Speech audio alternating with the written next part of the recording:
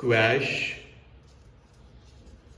Petition అంటే for suppose 2015లో ఒక person మీద రౌడీ షీట్ ఓపెన్ చేశారనుకోండి.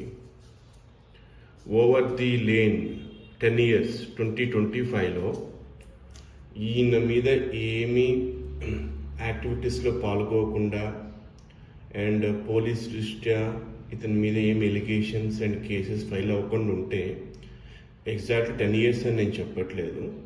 ఓవర్ ది లేన్ తర్వాత we can file the quash petition. ఆ క్వాష్ పిటిషన్ ఫైల్ చేసి, క్వాష్ అంటే ఏంటంటే క్యాన్సిల్ అని మీనింగ్ వస్తుంది.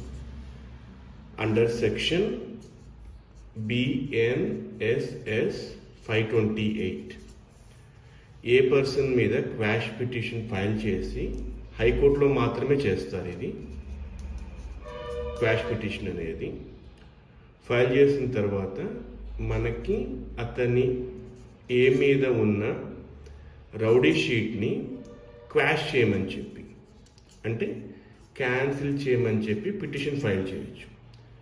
అప్పుడు హైకోర్టు ఒకసారి రివ్యూ చేసి ఇతని మీద ఉన్న 10 years or whatever the gap it may be timeline అంతా బాగానే ఉంటే, ఏమీ ఇష్యూస్ ఏం లేకుండా ఉంటే తను ఆ రౌడీ షీట్ అనేది క్వాష్ చేస్తుంది, క్యాన్సిల్ చేస్తుంది.